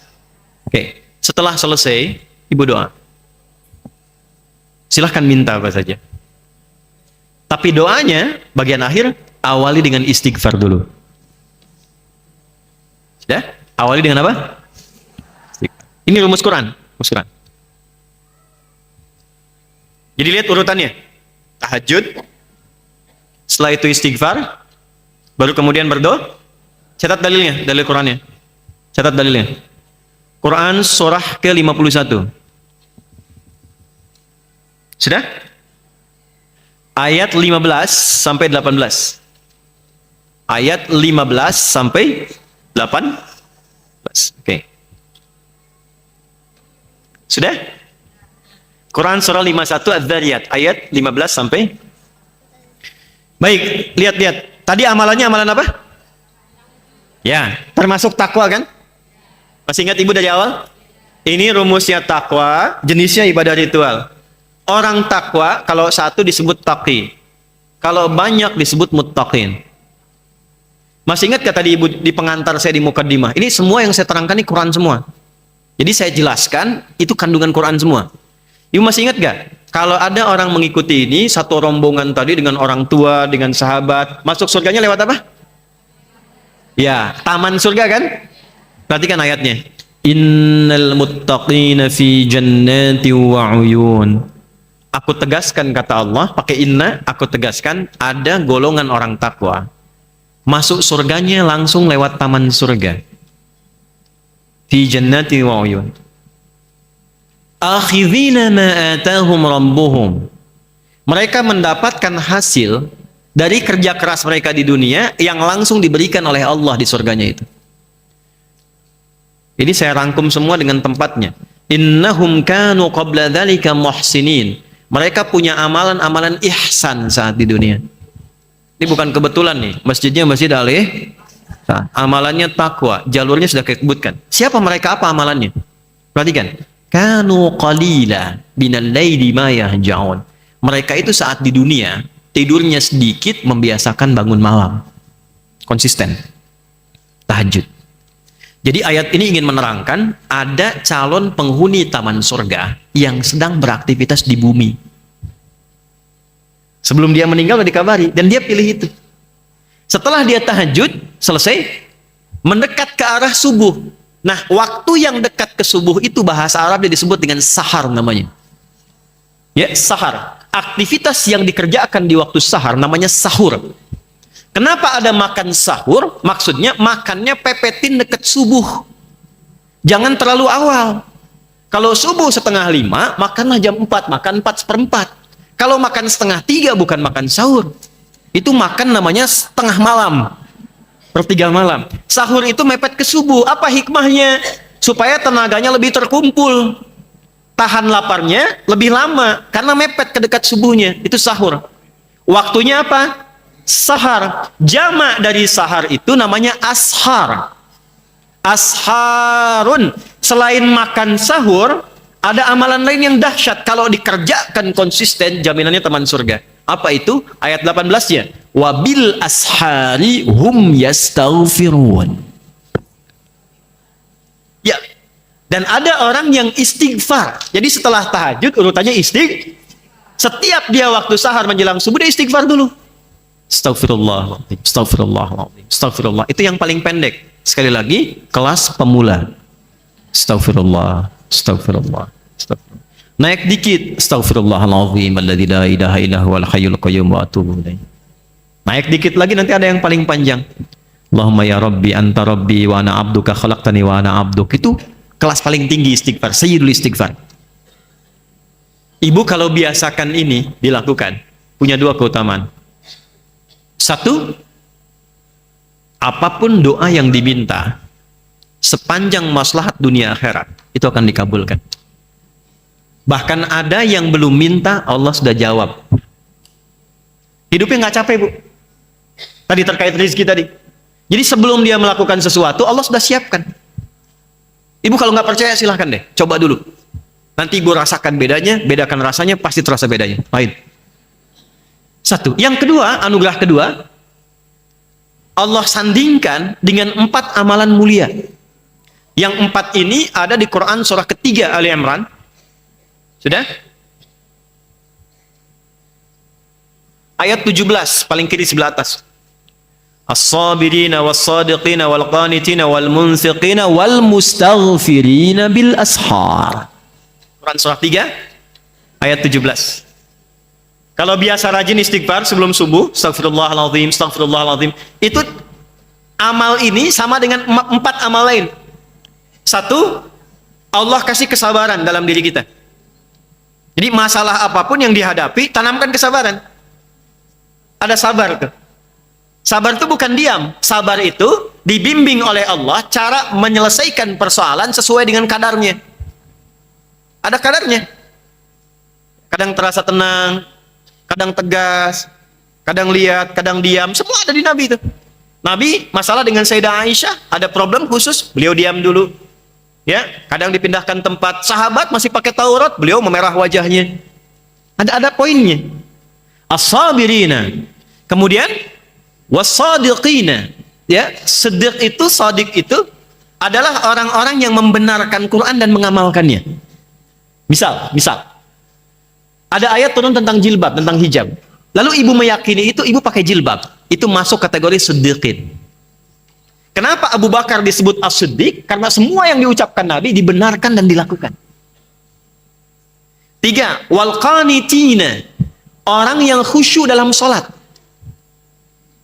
Qanitin. Tahu dari mana? Quran surah kedua ayat kedua 38. Hafidhu ala salawati wa salatil wusta wa qumu lillahi qanitin. Khusyuk. Jadi kalau rajin istighfar itu membawa kehusyuan dalam sholat. 1. Diberikan kekuatan sabar.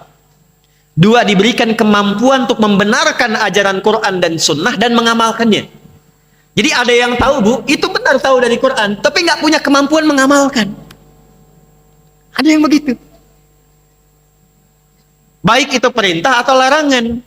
Contoh larangan begini, contoh larangan. Bu, gibah itu dilarang atau dianjurkan? Tahu dari mana? Quran surah 49 ayat 12. La yang taba'dukum ba'do. Jangan gibah. Jangan gosip, itu kan? Nah, ada yang tahu ayatnya, tahu dilarang, tapi tak mampu mengamalkan itu untuk meninggalkannya. Saya tidak, Ustadz. Bagus. Nggak seperti ibu itu tuh. Sama itu. Jelas ya? Itu simpel aja. Simpel. Balik lagi, itu sedekah. Qanitin tuh khusyuk. Yang keempat, wal munfiqin. Yang rajin infak.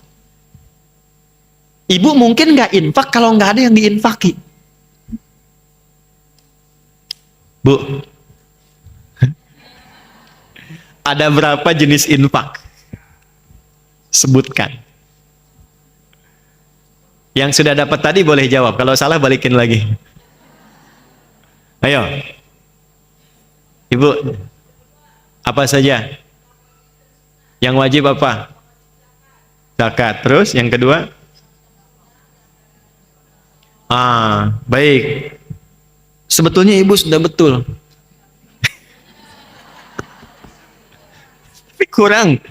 Tentang yang wajib itu tidak selalu zakat. Zakat itu ketika disebutkan spesifik dipakai zakat. Ya, saya luruskan dulu. Ketika Allah meminta zakat dikeluarkan, itu kalimatnya dibentuknya dengan sedekah, tidak dengan infak. Ketika diambil pun pakai sedekah, dua-duanya di At-Taubah. Satu ayat 103, yang kedua di ayat ke-60. Yang 60 itu yang mustahik itu yang ada 8. Innamas shadaqatu lil fuqara wal masakin dan seterusnya ayat. Tapi ketika infak disebutkan betul ada 2. Wajib, yang wajib itu infak suami ke istri.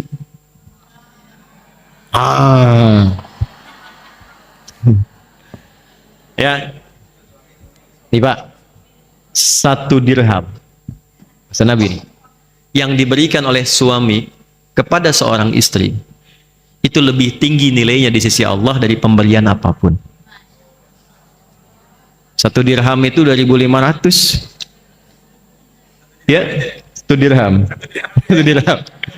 Apalagi kalau 1 dinar misalnya. Enggak, maksudnya begini maksudnya. Bapak itu bawa uang 1 juta. Kasih ibu. Tapi ibu harus menjadikan 1 juta cukup untuk sebulan. Jadi makanya ada hadis, semakin suami ngasih uang belanja lebih, itu semakin dicintai Nabi, Pak. Betul ya. Tapi bagi istri yang bisa menata uangnya. Kalau tak bisa menata, tidak dianjurkan. Ya. Nanti kita belajar fikih bapak-bapak ya. Balik dulu ke sini, Bu. Balik sini. Kenapa tiba-tiba ke situ tuh? Balik lagi. Quran surah 4 ayat 34. Nah, nafkah itu singkatan dari infak, Bu. Ini nafkah itu singkatan infak. Orang kita tuh suka nyingkat. Iqomat disingkat jadi qomat. Infak disingkat jadi nafkah. Bahasa Qurannya infak. Quran surah 4 ayat 34. Ar-rijalu qawwamuna 'alan nisa bima faddalallahu ba'dahum 'ala ba'dhi wa bima anfaqu min amwalihim. Di infaknya suami kepada istri, itu yang disebut nafkah, itu infak wajib. Jelas? Yang sunnah mana? Yang sunnah itu di luar itu. Sunnah pun ada dua tingkatannya. Sunnah yang ditekankan di lingkar terdekat, misal, ayah, ibu, orang tua, itu nggak boleh dizakati. Tapi diberikan dari infak. Dari mana dalilnya? Quran surah kedua ayat 215, ada 5 golongan.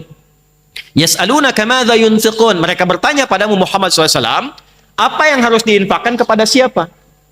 Turun ayat, kul ma anfaqtu min khair. Kalau pengen infak, yang paling baik, yang paling bagus, satu lil walidain, untuk orang tua. Sifat orang tua itu nggak minta biasanya. Kalau butuh nggak minta, cuman kadang suka nanya. Ya. Kemarin mama dengar dari mall ya, iya mah memang enak banget makanannya. Itu nggak minta, cuman nanya. Jelas? Nah itu nggak boleh pakai zakat, pakainya apa infak. Contoh, nanti ada infak umum yang Al-Baqarah 261. Apa infak umum? Banyak, yang di luar sampai ke luar negeri, yang nyumbang ini itu. Yang di masjid tuh kalau ada kotak jalan, itu bukan mobil-mobilan, kotak infak. Nah itu yang umum, yang nomor 3. Balik, tapi bagaimanapun ibu benar ada 2. Ibu dapat hadiah. Belakang ya, Bu. Belakang.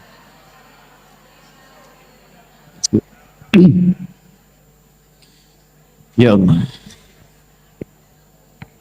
Sudah? Sudah? Balik sini. Sudah ya Bu ya? Nah, pertanyaannya bukan itu. Pertanyaannya, mungkin nggak infak kalau nggak ada yang diinfaki? Mungkin nggak? Nggak ada kan? Harus ada hartanya kan? Nah, istighfar itu memudahkan datangnya rizki dan harta. Tadi maksud saya, jadi kalau ibu pulang dari sini, ibu dawamkan amalan Quran tadi, amalan sunnah tadi, bangun malam, tempatkan di mihrab, coba dengan tahajud, sampai merasakan kehusyuan. Jadi cara sholatnya bukan sekedar baca, selesai, bukan. Rasakan kenikmatan dalam sholat. Tumpahkan saat sujud minta. Begitu selesai, istighfar. Istighfar, istighfar. Berapa kali Ustadz jumlahnya? Setiap Anda bisa relatif sesuai dengan kenyamanan hati. Jadi kalau sudah nyangkut di hati kita tuh, tak, itu masuk. Nabi bikin standar. Standarnya 33. Itu standarnya. Tapi kalau untuk istighfar, standar itu kadang berbeda. Makanya sebelum tidur kadang Nabi 70, kadang 100. Itu tidak mutlak bilangannya mesti 70, mesti 100. Maksudnya apa? Istighfar yang kita bacakan lewat lisan akan menyesuaikan dengan keadaan diri kita. Semakin sedikit dosa, semakin cepat nyambung ke Allah. Semakin banyak dosa, kadang semakin cepat juga kalau taubatnya benar. Jadi begitu astagfirullah, astagfirullah. Sambil diingat yang salah apa. Yang dosa apa. Begitu air mata sudah tumpah keluar, dicurhatkan selesai. Di titik itulah ibu jangan tinggalkan, cepat doa. Nah ini kadang-kadang, mohon maaf sekali, suka ada yang lupa. Rumus itu doa paling cepat dijawab itu setelah beramal soleh. Habis baca Quran, doa. Habis sholat, doa. Habis sodakoh tuh doa. Jadi kalau ada kotak infak atau ibu keluar atau apa misalnya, tuh udah 3 kali saya nyebut kotak infak tuh. Misal ibu berinfak itu doa. Jangan cuma dimasukin selesai, tidak. Berdoa, minta, misalnya ya Allah mudahkan rezekiku, mudahkan rezeki anakku dan sebagainya. Masukkan. Ibu tahu Syekh Nawawi Al-Bantani? Pernah dengar ya? Nah, yang kaitan dengan infak tuh begini. Apa fadilah Syekh Nawawi sehingga ilmunya sangat luar biasa sampai jadi mufti Masjidil Haram, diundang ke Mesir untuk ceramah, dan guru bagi banyak ulama di Timur Tengah. Ternyata kebiasaan pertamanya sebelum masuk majelis ilmu, itu beliau keliling dulu untuk infak. Diniatkan tidak ingin melihat kekurangan gurunya. Diminta sama Allah, mintanya begini, infak, minta, ya Allah, mohon setiap yang guru saya ajarkan, saya bisa pahami, bisa diamalkan, dan tutup semua aib guru saya supaya saya tidak pernah tahu. Itu berkahnya. Jadi kalau ngaji itu ada ta'zim yang baik dengan cara mendoakan, memuliakan, mengambil manfaat dari guru, itu pasti amalnya melekat, Bu. Ilmunya nggak lupa, melekat, dan amalnya mudah dilakukan. Sekali ibu menjelek-jelekan guru, disebut aja, hilang tuh semua berkahnya. Nggak bisa diamalkan. Saya pernah sekali di pesantren. Karena saya belum tahu, cuman karena ada guru itu pernah jualan batagor. Saya pernah sebut sekilas saja. Itu hilang, Bu. Sebut sekilas, bukan untuk merendahkan, cuma sebut sekilas. Ustaz Fulan jualan batagor ya, hilang. Tapi setelah kita istighfar balik, pelajari dan tahu hikmah dari situ, sampai hari ini tidak ada pelajaran yang paling saya ingat kecuali dari guru tersebut. Yang lain ingat, tapi yang ini saya tahu jam berapa, kitabnya apa, ngajarnya di mana, wajahnya sampai seperti apa saat mengajar. Beliau ngajar tajwid di hari Rabu, ya, dimasuk di jamnya jam 4:30 sore. Sampai sekarang saya kitabnya hafal. Ya, dari isinya. Kitabnya Hidayatul Mustafid fi Ilmi Tajwid. Saya menghafal dari mulai jam 2. Kitabnya tipis, tapi sangat berharga sekali. Dan saya belum paham bahasa Arab pada saat itu, tapi hafal. At-tajwidu lughatan al-ityanu bil jayyidi wa istilahan ilmun yu'rafu biha qawm nastaqum min sifati wal mududi wa ghairi dhalika katarqiqi wa tafhim nahwihima ma ghayatu ilmi tajwid ghayatu bulugh nihayati fi itqan al qur'ani alamatul luqyan al hadath nabawiyyati as-sahiyyati wa qila ghayatu usul lisan al-khata'i fi kitabillah ta'ala. Nah, ilmunya saya pakai tadi, istighfari. Apa yang terjadi? Nanti ada amalan takwa khusus untuk ilmu. Ibu bisa pakai untuk anak. Nah, ini yang orang tua saya, ibu saya dawamkan untuk saya dari kecil. Ibu saya ngamalkan juga, Bu, amalan takwa. Sama, nasabnya dari Quran juga. Al-Baqarah di akhir ayat 282. Quran surah 2, akhir ayat 282. Ibu saya pakai itu. Tambah istighfar. Ini contoh, Bu, ya. Ini penutup. Ini masih ada waktu? 5 menit ya. 5 menit. Ibu silahkan. Saya alhamdulillah bisa menjaga, saya tetap gembira, tetap senang mengajar, walaupun mungkin anak kami sedang sakit hari ini 2. Tapi karena tugas. Saya sudah 4 hari nggak tidur, Bu. Alhamdulillah, hampir nggak tidur. Jadi satu anak kami yang terakhir, ini diopnam di rumah sakit. Sudah 3 hari. Jadi saya bolak-balik rumah sakit, bolak-balik. Tadi saya mohon izin juga DKM, saya datang pas tepat jam 8, karena anak yang satu lagi demam, muntah sudah 3 malam, itu baru tidur 4:30 tadi. Saya jaga. Jadi saya siapkan dulu, mandikan yang lain, siap baru datang. Tapi alhamdulillah tugas kan saya lakukan minimal. Saya ceritakan di akhir. Sudah fokus lagi, kita sedang belajar. Anda tidak dihisap dengan anak saya yang dihisap ya. Jadi saya mau teruskan dulu sebentar. Ibu kami itu jaganya 3. 1 makanan. Jadi ibu saya itu kalau beli ayam, misal, lagi punya uang, sebulan sekali misalnya untuk membahagiakan anaknya itu, saya contohkan ayam saja paling gampang, itu nggak pernah beli ayam mati. Ya saya tahu ibu ya, nggak pernah beli ayam mati. Yang dibeli selalu hidup. Nanti yang hidup itu dibawalah ke tukang potong yang beliau kenal, bukan sembarangan orang. Dipotongnya harus di depan beliau. Diminta dibacakan bacaannya yang beliau tuntut. Bismillah ya Allahu Akbar, sembelih. Kalau nggak gitu nggak beli, Bu. Jadi dipastikan makanan yang dimakan anaknya itu semua benar. Balik. Yang kedua, saya punya amalan yang saya tahu itu, dari kecil kami ditanamkan nasab-nasab amalan tadi. Yang sahabat ya, kalau perempuan jalurnya istri Nabi, kalau anak kecil kan jalurnya sahabat Nabi yang junior. Ibu masih ingat saya sebut tadi Abdullah bin Abbas, Abdullah bin Umar dan sebagainya. Abdullah bin Abbas itu punya doa khusus dari Nabi. Allahumma faqihhu fid din wa 'allimhu ta'wil. Nah, itu saya dari kecil dibiasakan itu. Diminta ya Allah pahamkan ya agama dengan mudah dan pahamkan detil sesuatu untuk mengungkap rahasianya. Allahumma faqihni fid din wa 'allimni. Yang ketiga, ini yang selalu saya saksikan kalau saya ba'da maghrib itu ibu sudah ada di mihrabnya. Sajadahnya dengan mushafnya, itu kalimat pertama tuh yang saya dengar sebelum ngaji itu istighfar. Istighfar. Walaupun ayah kami sudah meninggalkan, itu konsisten sampai sekarang. Jadi kalau saya video call, saya telepon, "Mah, lagi apa?" "Baru ngaji." Saya tahu itu kalau sedang ngaji itu pasti sebelumnya tuh istighfar. Kita nggak seperti orang, nggak apa-apa. Orang lain punya nggak apa. Yang penting kita itu punya Allah. Allah pasti sudah ngatur. Pangeran sudah memberikan jalan untuk kita. Semua itu dibuka begitu. Nah, dahsyatnya apa? Yang terasakan seorang ibu yang istighfar, itu keberkahannya bukan hanya untuk ibunya saja. Anaknya pasti dapat. Cucunya dapat. Lingkungannya dapat. Jadi saya saat menyampaikan ini, bukan hanya untuk ibu dapat materi, cukup selesai, tidak. Yang ingin saya berikan, semua keberkahan yang mampu kita dapatkan sebelum kembali kepada Allah itu bisa diraih. Nah ini baru satu amalan Bu, baru amalan ritual. Belum amalan-amalan yang lainnya. Jadi kalau dari 100 materi yang bisa harus dibahas, ini baru setengahnya. Bukan 50, satu setengahnya dari satu itu.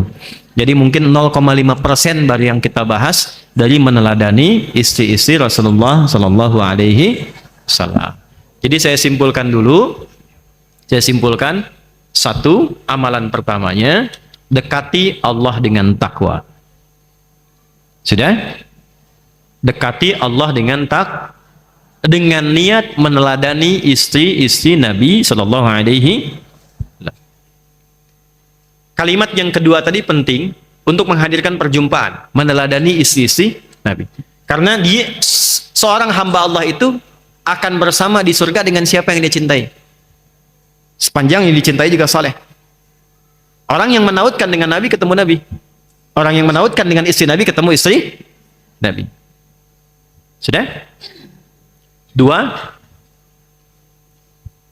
siapkan amalan takwa dengan meningkatkan satu, sholat, khususnya sholat tahajud.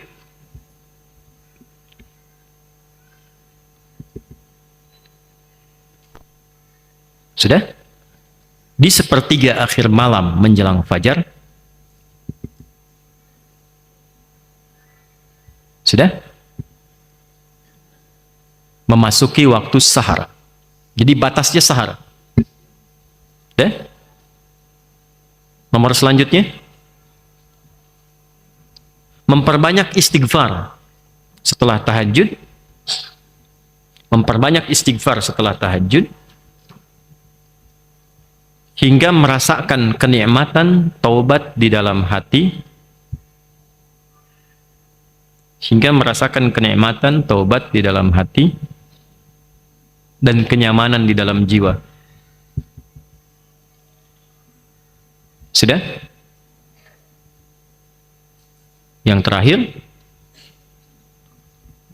tutup dengan doa. Tutup dengan doa.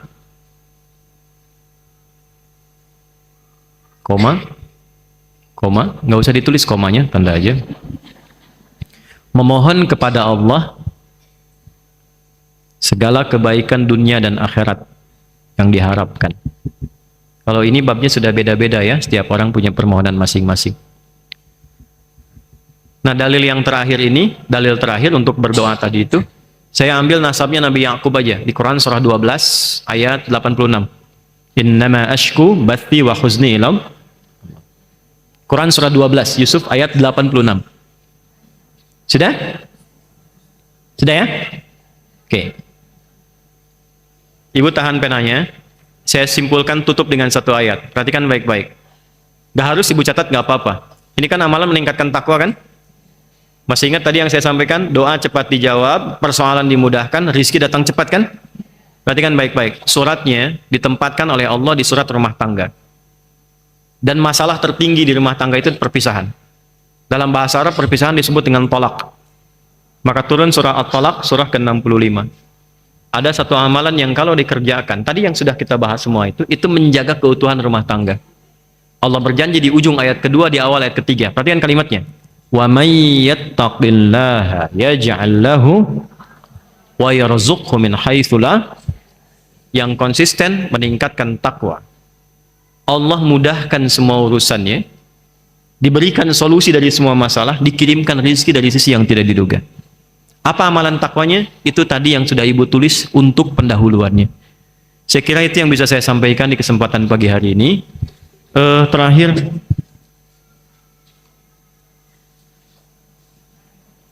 siapa yang mau? Siapa yang mau?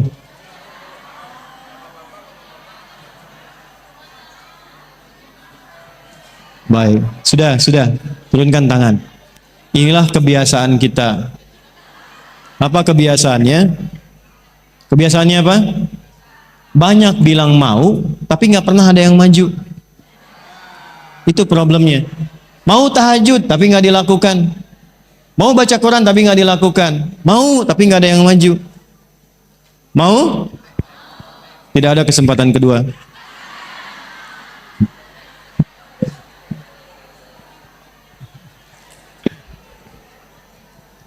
Terakhir nih. Mau? Alhamdulillah. Baik. Memang tidak ada kesempatan kedua, tapi selalu terbuka peluang bagi yang ingin terus mencoba. Ya. Nah, buat Ibu deh yang di tengah tuh. Itu yang kerudung hitam, Bu. Duluan angkat tangan. Silakan, belakang. Ya.